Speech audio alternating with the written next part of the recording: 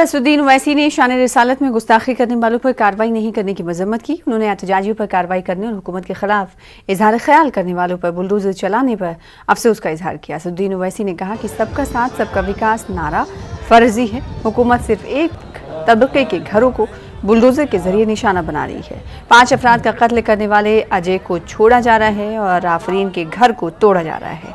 ओवैसी ने इल्जाम लगाया कि हुकूमत कानून की अमलावरी पर भी भेदभाव कर रही है। ये बुलडोजर आइन पर चलाया जा रहा है। उन्होंने सवाल किया कि क्या यूपी के सीएम रियासत के चीफ जस्टिस बन गए हैं? फैसला अगर सीएम करेंगे तो अदालतों को बंद करना पड़ेगा और जजों की जरूरत नहीं रहेगी। ओवैसी ने मुसलमानों को निशाना बनाने पर कांग्रेस और समाजवादी पार्टी की खामोशी पर अफसोस का इजहार किया। उन्होंने कहा कि अगर यूपी में कोई मुस्लिम जमात का नुमाइंदा होता तो एहतजाज जरूर होता। बताओ मुझ पर इल्जाम लगाने वालों मैं क्या करूं? मेरे रसूल के बारे में अनाप शनाप बका जा रहा है। झारखंड में 2 मुस्लिम बच्चों को गोली मार दी गई। Million becomes a duty. उसका माने यह है कि जब नाइंसाफी एक कानून बन जाता है तो उसके खिलाफ एहतजाज करना सबकी जिम्मेदारी बनती है। ये थॉमस जेफरसन अमेरिका के सदर ने कहा था। ये कौन लिखा था मालूम आपको? महाराष्ट्र के ex chief minister Devendra Fadnavis की पत्नी ने ट्विटर पर लिखा था।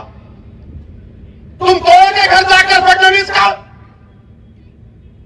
हमारा घर तोड़ दिया तुमने। तुम कौन होते अगर उसने किया?